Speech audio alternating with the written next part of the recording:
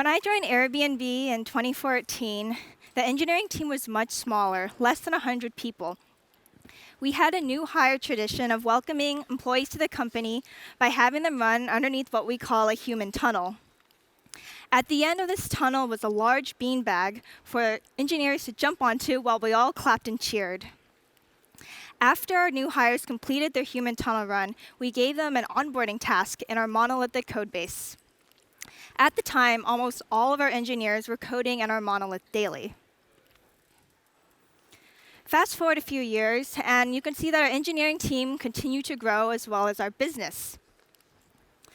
No longer were engineers coding in the monolith daily. Now, in 2019, we have over 2,000 engineers across the whole world. My name is Jessica Tai, and I'm one of those ex-monolith engineers. I currently work on our infrastructure team, building out the core services that power the foundation for our service-oriented architecture. I'll be discussing today how Airbnb managed to grow its engineering team over 20x in just 5 years through the redesign of its technical stack. I'll first start with the motivation for why we wanted to begin this huge migration. I'll then go into some of the service design tenets that we developed along the way in order to build scalable and reliable services. I'll then cover the order of which we decomposed out of the monolith and into services in a way to reduce the number of dependencies that we created. I'll then share some strategies that we used for incremental comparison so we ensure we didn't break anything from migrating the monolith to services. Then I'll dive deep into some of the best practices we learned and developed along the way, which helped us able to scale the team as well as the business. And finally, I'll conclude with some of the results that we've seen so far from my migration journey. At Airbnb, our monolithic application is a Ruby on Rails app.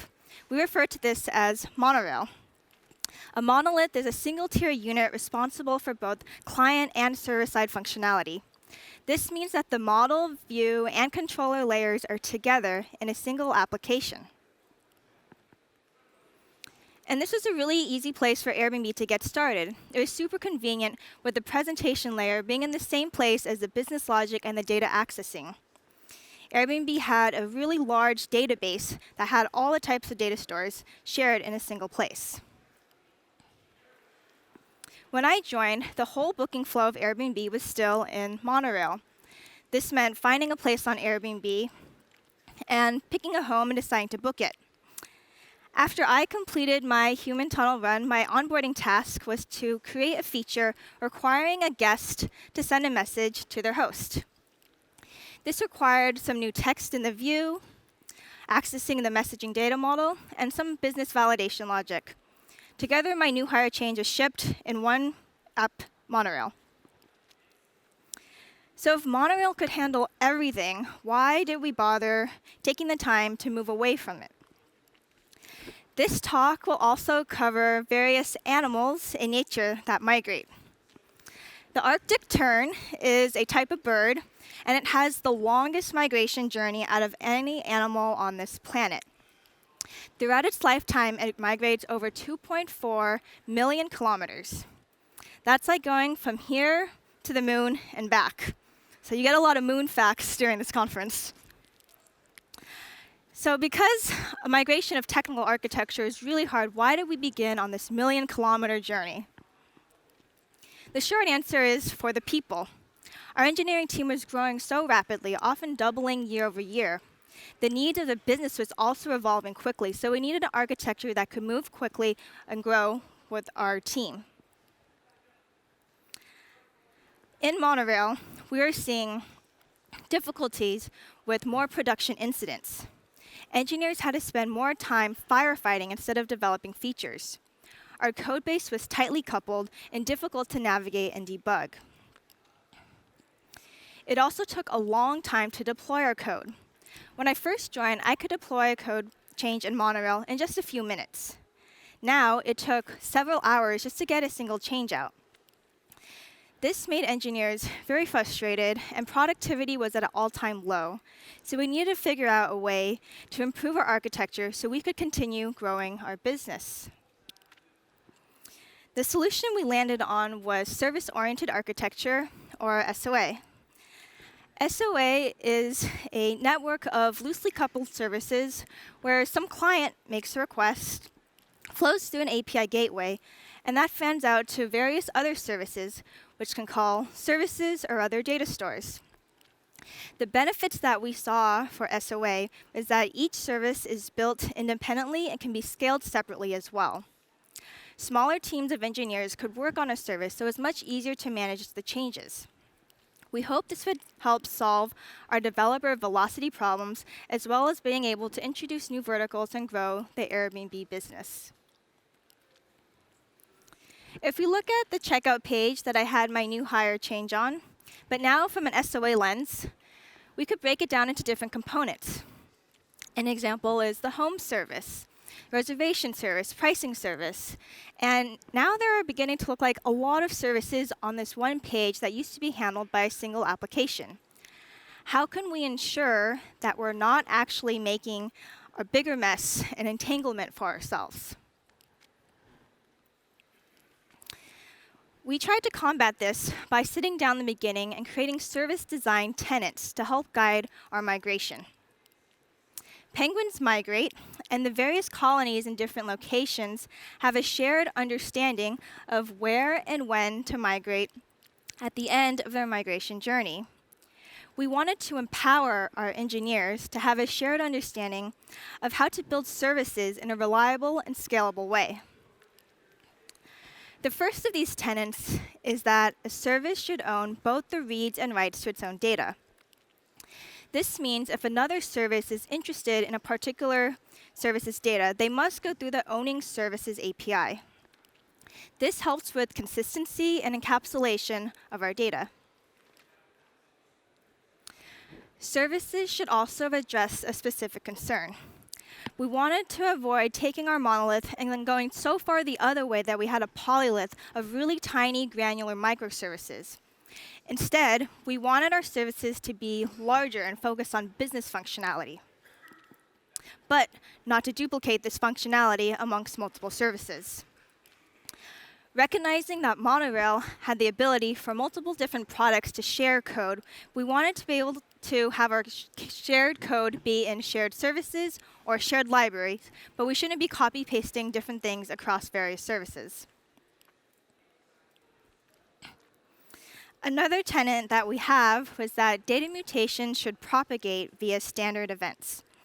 So what this means is if there's a change to a data store and another service is interested in it, it should be able to find out about this change in an asynchronous way. At Airbnb, we've developed a change data capture service called Spinal Tap. Spinal Tap listens to various data sources and with low latency emits a standard event, in our case we use Kafka, that other services can then consume. So an example of this is if I were to book a home on Airbnb, we would create a row in our reservation data store. Our calendar availability service would want to know of this new reservation, so it could mark those days as busy. So it would listen to the standard event that our reservation data emitted. And finally, a design tenet that really ties them together is building for production. We wanted to avoid the temptation of cutting corners for services that might be prototypes or for internal admins only. Instead, we needed to have a production checklist for resiliency, robustness, alerts, and observability that all services should be adhering to, regardless if they were in the critical path or for something more internal. So with these design principles in place, we wanted to set out to begin the migration. But we wanted to do so in a controlled way.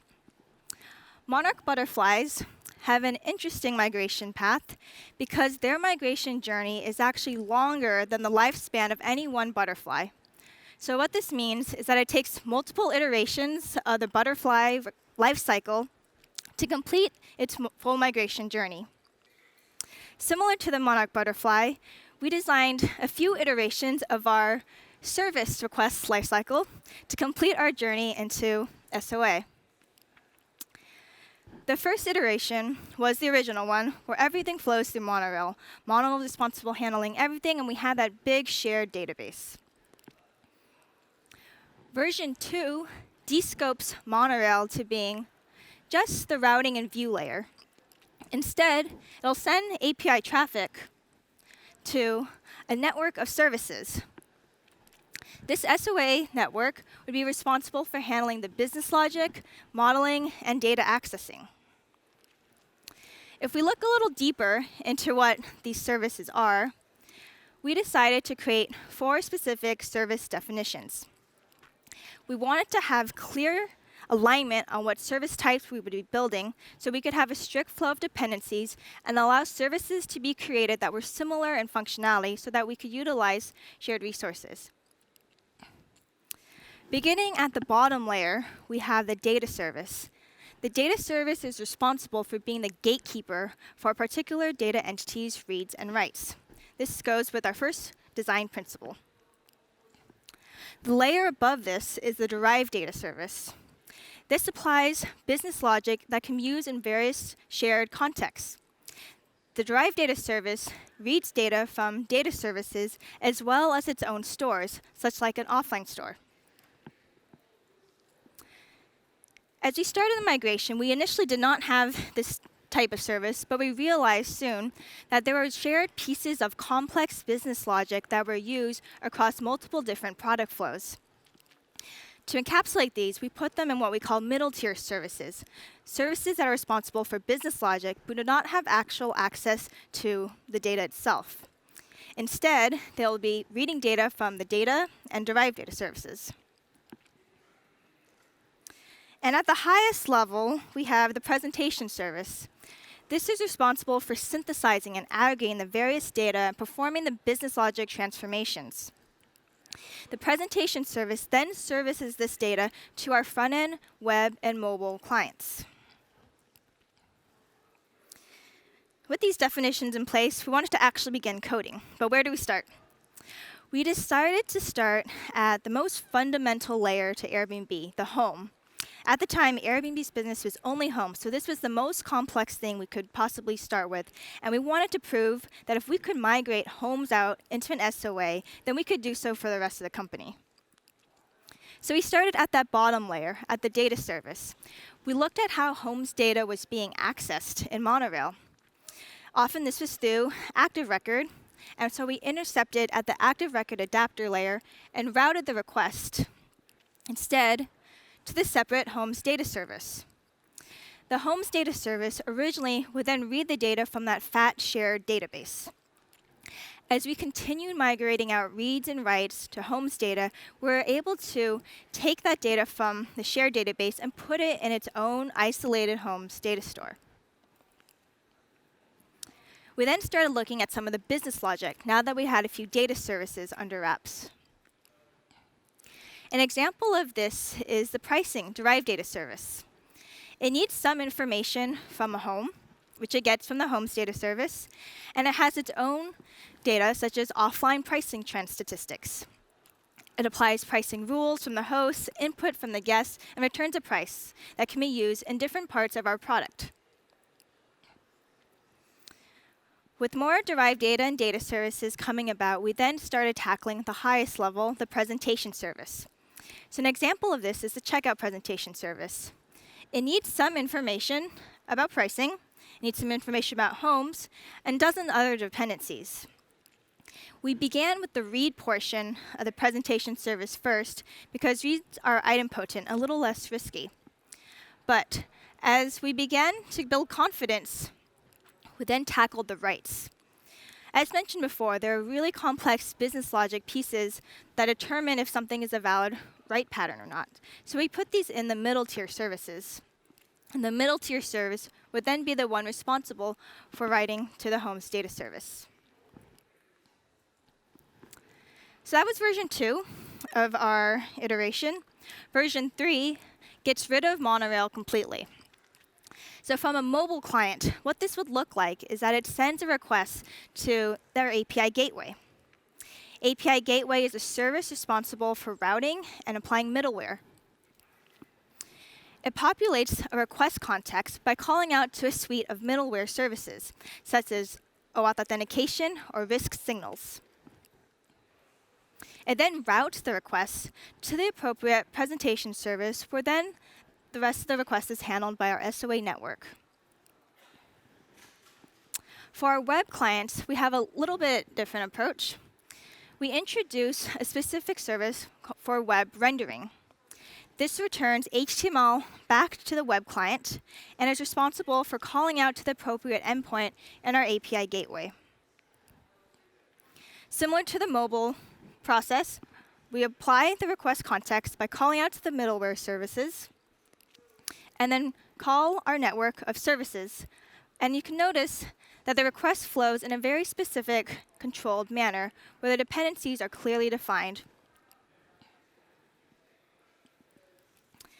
So as we move from this world of the monolith into a world of services, ideally it's something that's done overnight.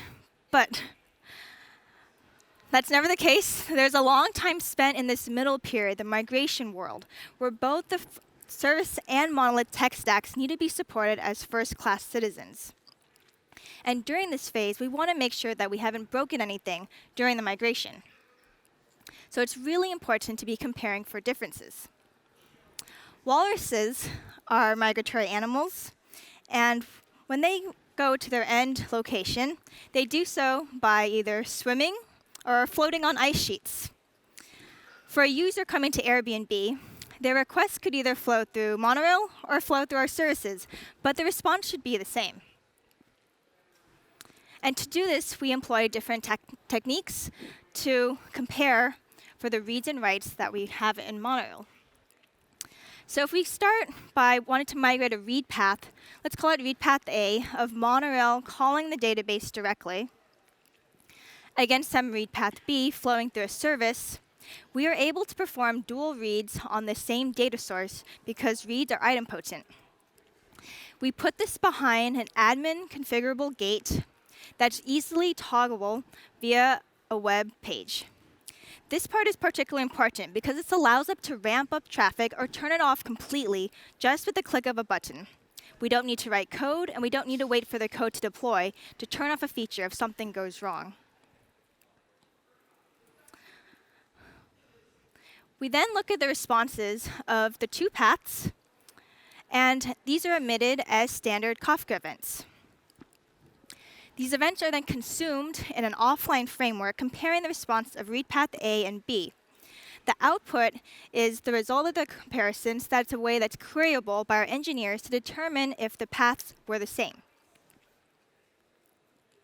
We then begin the ramp up starting at 1% of traffic. We're very cautious as we don't want to introduce any bugs along the way.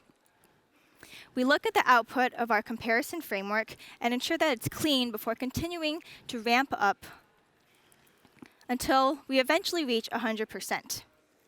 At 100%, we still send our dual reads through both comparison pathways and continue to wait longer in order to gather various traffic patterns that our new read path needs to support. We also want to ensure that the read path that we're introducing can support the load that monorail had. And then, once the comparisons are clean, we're able to completely switch over to reading purely through our service. Writes are handled a little bit differently, as they're not idempotent, so instead we utilize shadow data services. What this looks like is for a request to go to monorail, let's say there's some write path A that goes directly to our data service, and we want to start migrating part of monorail out into a presentation service or a middle tier service. We send that request on the middle tier service to a shadow data service. And then we look at the payloads of the production data service and the shadow data service, emit them as standard Kafka events that we can then consume offline in an asynchronous way. Again, the process is similar, looking at the results, slowly ramping up, having that switch as a backup, and gradually waiting until we're at 100% before we completely switch over to reading through our set of services. With our API gateway, we also have a comparison framework as well. When introducing a new endpoint, we kind of no-op the original one, just pass it through the gateway, and send it to Monorail, where Monorail is responsible for handling the whole request, including the request context. At the API gateway level, we then copy that original request and use this for comparison. This is the one that applies the middleware and then sends it to the presentation service, where then it flows to the rest of our SOA network. Again, we have the gate and comparisons that we can then be comfortable when we switch over to having the requests go purely through our SOA network and not through Monorail anymore. So we do this cautiously, and we also want to increment our migration very slowly in a way to allow for teams to be building in parallel and to create changes that are small enough that we can really focus on the differences. So one way we do this is migrating by endpoint. What this means is that for a particular service, we allow it to get production traffic even if it's not 100% complete. For example, my team built the user service, and when we started, we first only had one batch endpoint, load users. And what did this do? It was really simple. It only loaded users by their user ID and only for one single MySQL table. This may seem really limited in terms of scope and functionality, but it was actually a really common query pattern that unblocked several of our clients, including presentation and derived data services. Thus, those services were able to continue integrating with additional services in parallel with my team, which is able to continue building out the user service to support more complex query patterns and additional data stores. We also incrementally migrate by migrating per attribute. So say we have a presentation service that needs 10 attributes, but only 3 of them are ready in our new SOA world. We'll fetch those from the appropriate services, but for the remaining 7 that have not yet been migrated, we allow a callback to Monorail. This callback is temporary, but it's a way to unblock the presentation service and continue developing in parallel with the other teams. So even though it seems like we approach things really slowly, carefully, there were obviously hiccups along the way, but from those, we were able to develop best practices. Wildebeest have a very dangerous migration path. However, they've developed the best practice of keeping their young alive and safe by placing them in the center of the pack. We wanted to develop the best practices for keeping our services alive and safe by scaling through consistency. Standardizing service building is imperative for doing an SOA migration. We did this through utilization of frameworks. Frameworks auto-generate a ton of our server and client-side code, so it's consistently applied throughout our various services and doesn't require engineers to manually know each step. We also standardize our testing and deployment procedures. This is also really important for everyone to have a shared understanding of how to deploy something and also to roll back. Our procedures heavily use replay production traffic, which takes a copy of a request that comes into prod and sends it to our various other tiers, such as staging. And finally, we standardize on observability. We have shared templates and metrics that will give us a lot of benefits from understanding how to look at any single service and understand the basic health and availability. But before all that, when we first started, say I wanted to have a service focused on a particular set of business logic. Great, so I can write the business logic, but then I would need to expose it via some endpoint. And at Airbnb, we support both Java and Ruby as first-class languages, so I would need to write 2 separate clients manually and make sure that they were kept in sync and deployed similar times together to make sure that there weren't discrepancies. Further my service building, I would need to put information about diagnostics, put metrics in our server and clients, data validation, resiliency, error handling, and on my Ruby client, I would need to put type checking. But we want to build our services for production, so we need to add runbooks for documentation, dashboards, and alerts. And now this is looking like a ton of things to do just to create a service focused on a small bit of business logic. Recognizing that this was a hurdle for teams to get started, because it often took over a month or two just to get the basic scaffolding for a service set up, we decided to invest heavily in a team focused on improving service building. This team aligned on using Thrift as our interface description language, or IDL, as a framework that really standardizes a lot of the service building and gives us the auto-generated code. So now, instead, engineers can write just a wrapper with our IDL, and it gets all of the rest for free, so that the developer can focus on what's important to that particular service, the unique business logic. So what does this magical IDL look like? It's pretty simple. We have requests defined as Thrift structs. A struct specifies the parameters in a strongly typed way. And we can provide some additional context and annotations, such as this particular field is personal data. I want to handle it with this type of sensitivity. A response is similarly defined as a simple Thrift struct, strongly typed, possible annotations. Putting these two together, we're able to define what an endpoint looks like. It takes some response as the return value, has some name, load some data, and then has a Thrift struct for the request as input. We are then able to specify any specific exceptions that it throws and provide useful annotation on the endpoint level. These two annotations are my favorite. One is, does this endpoint accept replayed traffic? This is that copy of production traffic I was talking about earlier, which allows the endpoint to make use of some of our tools. This endpoint also says, I want per client rate limiting.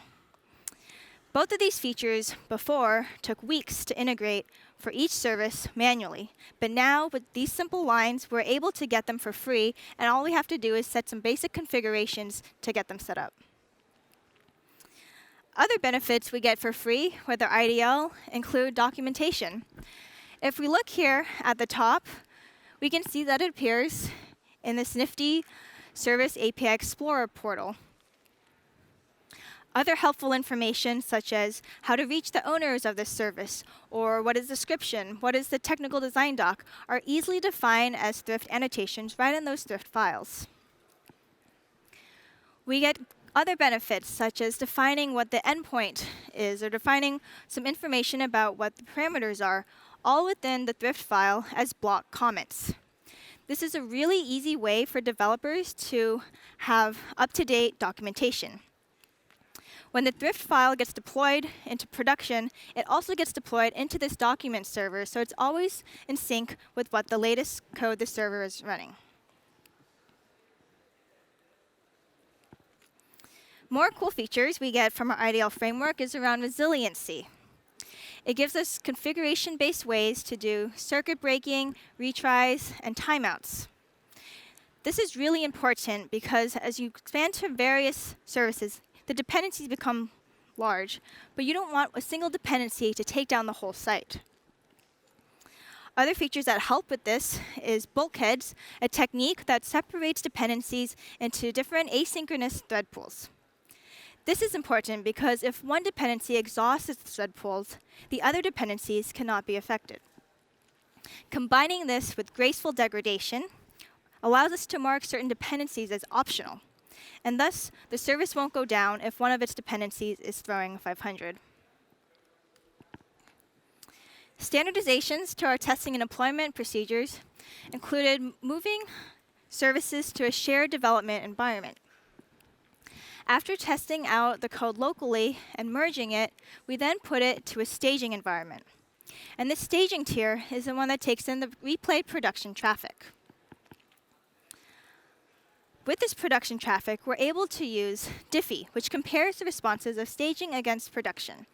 If we take a sidestep into Diffie, it is an open source tool from Twitter that I highly recommend, as it takes in replayed traffic and then fans it out to 3 targets. 1, the staging tier with the new code that we wish to introduce. 2, primary, which is running the last known good code. and 3, secondary, which is running the same code as primary.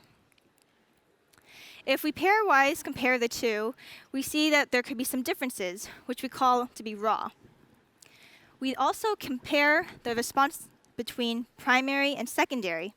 Because they're running the exact same code, any differences in responses here we attribute to be non-deterministic noise. If we filter out that noise from the raw response differences, we're left with the changes that were caused by the code we just introduced. This has been really helpful for my team during regression testing. It's not specific to services, however. In theory, we could have done this with monorail.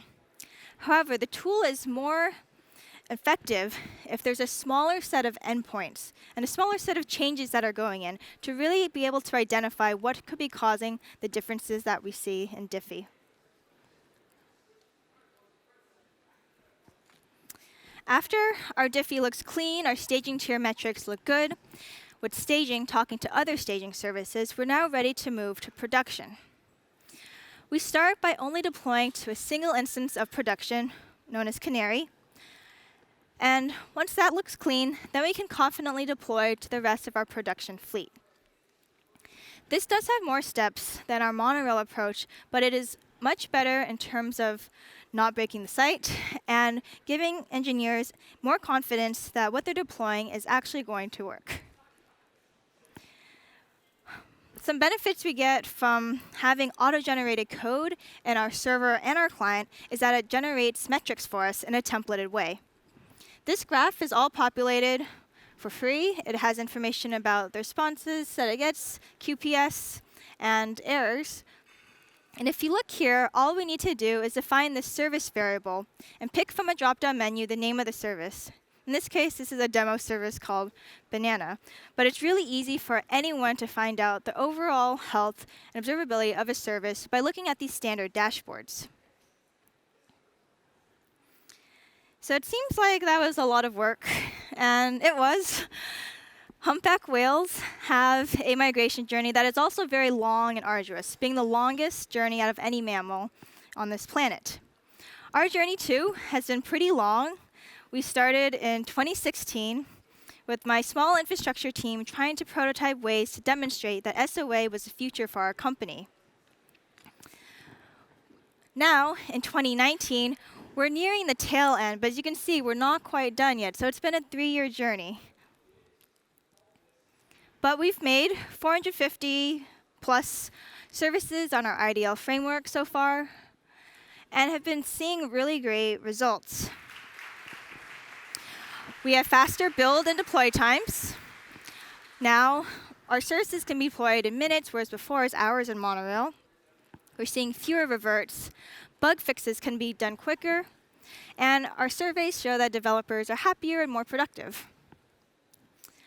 Due to the way that we had our tech stack, we also saw improvements in latency. This is due to parallelizing the dependencies that a service makes. In monorail, it was more naturally single-threaded because it was in Ruby, whereas many of our new services are in Java, which is more naturally multi-threaded. Through this parallelization of dependencies, our search page is over 3 times faster, and our description page for Homes is over 10 times faster. I'm kind of slow on updating my computer. All right. In 2016, we had 500 engineers, and 2/3 of the deploys are in monorail. Now we have over 2,000 engineers, and less than 3% of our deploys are in monorail. The code that's in monorail now that's being deployed is for migration work and bug fixes. We have a freeze on any new features. 75% of our production traffic flows through API Gateway in a completely migrated fashion, meaning it doesn't touch monorail at all. And our checkout presentation service now has various different data services that are built, has derived data services, and of course, a presentation service to call all of these dependencies. If I were to make a similar change to my new hire tasks now, it would be in the presentation service, and it'd be really easy for me to look at the messaging services API to understand how to use it. But I would like to caution that SOA introduces a new set of challenges. With hundreds of services, it's a different ballpark. Services are now distributed, meaning a single request hits multiple other services. Each service is a network hop, which could actually impact your performance. Each service is also a potential chance for failure, meaning resiliency and robustness are two really important features that we need to have top of mind. We have multiple isolated databases, which is great for encapsulation, but it makes cross-table transactions, consistency, and joins difficult. So it's a different way of managing your data. Service orchestration becomes more complex as well. We've reached a point where we had thousands upon thousands of EC2 instances, which were too hard to manage. Right now, we're moving towards Kubernetes to help with this containerization. And during these various stages of migration, it introduces various permutations of how a service could be partially migrated. But some takeaways so far is prepare for a long commitment. As mentioned before, this is a multi-year journey and should not be taken lightly. It might be the right time for you. Maybe it's OK to wait. Monoliths are not bad, but for us, it was time to migrate. In the beginning of the migration, make sure that you have clear definitions of your principles so that it's not a Wild West trying to build services in a chaotic manner. Decompose incrementally and slowly to ensure that you aren't breaking things along the way. And scale out services and your team through auto-generation of code. The less code engineers need to write manually, the better. This is done through frameworks and tools. So Airbnb's having a positive experience so far with our migration. I encourage you to look both ways if you embark on yours. Thanks for listening to my talk today.